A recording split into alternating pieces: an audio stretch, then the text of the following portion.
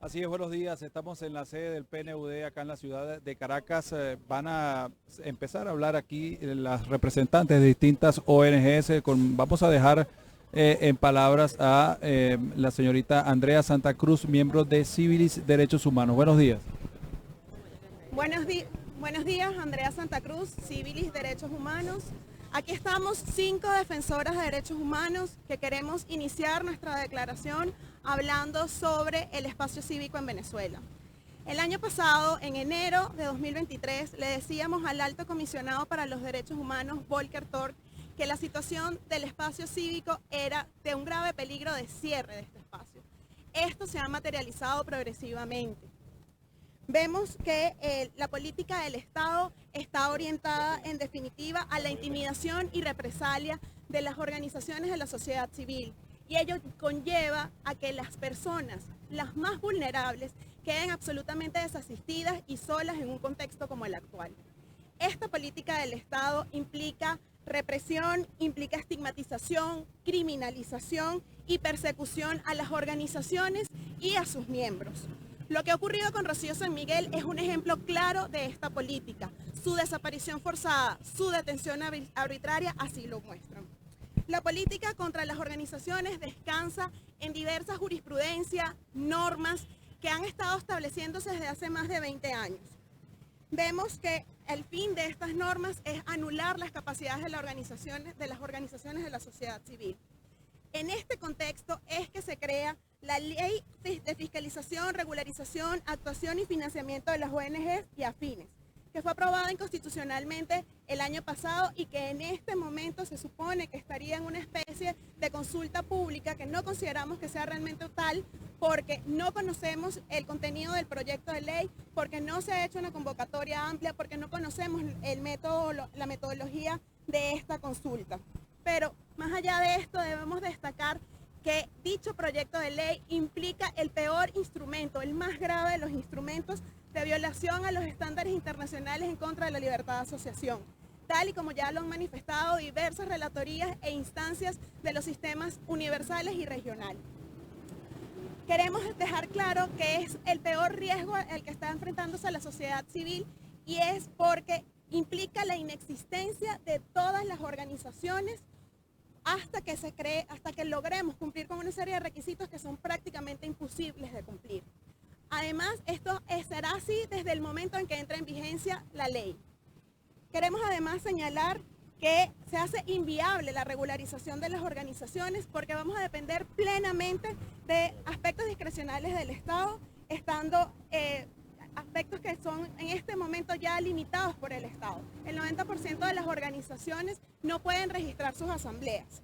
Somete a las ONG a un control absoluto del Estado, específicamente al Ejecutivo, dejando de lado los principios de autonomía e independencia que rigen toda asociación. Es también claramente un instrumento de represalia y eso es parte de lo que estamos viviendo en este momento con Rocío San Miguel. La represalia que implica esta ley, lo han dicho en todas las oportunidades, 62 organizaciones han sido criminalizadas y se encuentran en situación de persecución.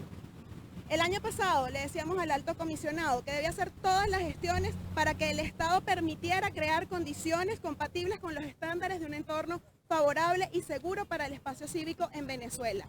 Esto lo reiteramos en este momento. Es urgente que el sistema regional y el universal, así como la comunidad internacional, realicen sus buenos oficios para que cese la criminalización en contra de todas las personas defensoras de derechos humanos y las organizaciones de la sociedad civil.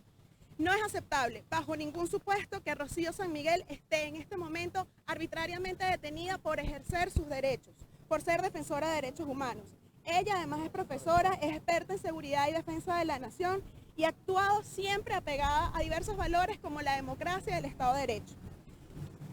Ha sido además declarada como víctima por la Corte Interamericana de Derechos Humanos en una sentencia que el Estado no ha cumplido, no ha ejecutado. Ella, Javier Tarazona y todos los presos que se encuentran en esa situación por ejercer sus derechos deben ser liberados. Libertad inmediata para Rocío San Miguel y todos sus familiares. Gracias. Bien, ahora vamos a escuchar también palabras de la señora Claudia Carrillo de COFAVIC. Desde COFAVIC queremos expresar nuestra preocupación por la integridad personal de la doctora Rocío San Miguel y sus familiares. Luego de conocerse su detención arbitraria, la cual se da en un contexto marcado por distintas formas de ataques y agresiones a personas defensoras en Venezuela.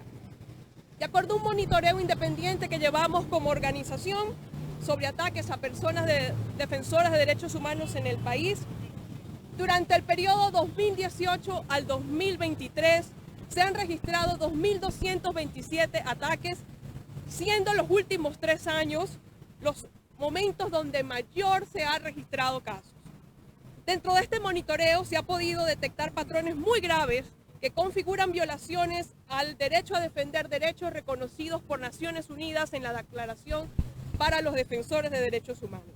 Se han registrado eventos como amenazas, campañas de descrédito y estigmatización, ataques y allanamientos a sedes de organizaciones, restricciones a actividades de exigencia de derechos, interceptación de comunicaciones y sitios web de organizaciones, seguimiento, censura, cierre de espacios, agresiones físicas y verbales, detenciones arbitrarias y el uso de la desaparición forzada como mecanismo para aislar, intimidar y reducir a quienes son víctimas. En ese mismo monitoreo hemos podido también registrar un aumento en el número de casos donde las mujeres defensoras son las principales víctimas. Desde COFABI queremos expresar que la desaparición forzada constituye uno de los más graves y crueles violaciones a los derechos humanos. Ha sido empleada a lo largo de la historia para generar incertidumbre acerca del paradero de las víctimas, sobre su integridad personal, su vida, para provocar intimidación, para reprimirle, para impedirle su trabajo. En este delito la víctima queda completamente indefensa, sin protección, acarreando otras violaciones de derechos humanos conexas. La manera como fue detenida arbitrariamente la doctora Rocío San Miguel y sus familiares coinciden con un patrón que las organizaciones de derechos humanos hemos documentado, denunciado y que también lo ha hecho y descrito muy bien las Naciones Unidas. El aislamiento prolongado, la incomunicación a la que ha sido sometida la defensora Rocío San Miguel y su familia representan formas de tratamiento cruel e inhumano, lesivas a la libertad psíquica y moral de la persona. Este tipo de acciones tiene un impacto en las víctimas, en sus familiares, en sus colegas defensores, en las organizaciones de la sociedad civil, pero aún más grave, tiene un impacto en la sociedad. Sostenemos que la situación a la que está siendo sometida la doctora Rocío San Miguel genera un efecto intimidatorio y busca destruir la confianza de la ciudadanía. Busca generar polarización, quebrantar el tejido social. Y la legislación internacional muy bien considera que la desaparición forzada y la detención arbitraria bajo un patrón sistemático y generalizado son delitos contra la humanidad y por tanto son imprescriptibles.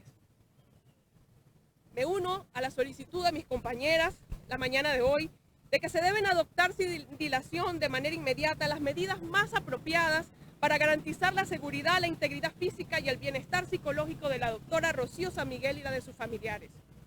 Revelar inmediatamente la suerte y el paradero de Rocío San Miguel y la de sus familiares. Permitir el acceso a sus abogados de confianza y proteger todas las garantías judiciales de la doctora San Miguel y su familia. Liberar inmediata e incondicionalmente a la doctora Rocío San Miguel y por supuesto poner fin ya de forma inmediata a todos los ataques, actos de criminalización, intimidación y hostigamiento y desprestigio en contra de las personas defensoras de derechos humanos en Venezuela. Muchas gracias. Bien, ahí escuchaban a Claudia Carrillo, ella es representante de COFABIC. Vamos a escuchar a otra de las representantes de la ONG.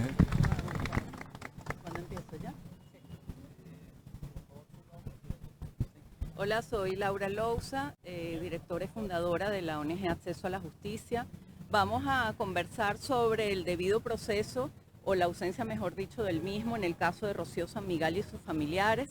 Y sobre todo vamos a hacer referencia a uno de los delitos más graves que puede existir, que es, se puede decir, la reina de las violaciones de los derechos humanos, que es la desaparición forzada y cómo se constituye, que por cierto ha sido negada o tergiversada, por lo menos en redes sociales, por algunos influencers, voceros, etc.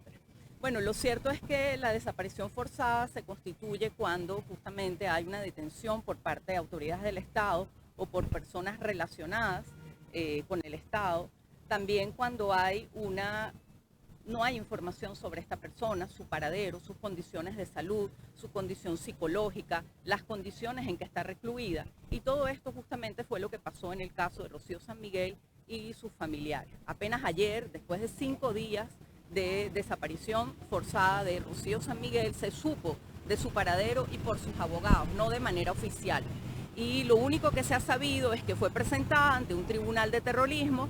Realmente, oficialmente no se sabe cómo ocurrió eso, porque realmente sus abogados estaban en el Palacio de Justicia y le fue negada a ella la defensa en la medida que cuando sus abogados se retiraron, entonces de golpe hubo esa presentación en horas tardías de la noche, aparentemente en la propia sede donde estaba detenida, que ahora se sabe que era el centro, el sitio de reclusión de la DIGESIN en Boleíta, y aparentemente va a ser trasladada al SEBIN. Pero lo más grave y lo más increíble no es solo su incomunicación, la falta de información sobre su estado de salud, que hoy en día persiste, falta información oficial sobre todo esto, sino además el ataque a su propia familia, a su hija que también fue detenida arbitrariamente y fue desaparecida, al padre de su hija, a sus 2 hermanos y a su ex esposo, que también está imputado con distintos delitos y hoy en día sigue preso y aparentemente, por lo menos así lo dicen sus abogados, en la sede del DIGESIN en Boleíta, donde va a permanecer.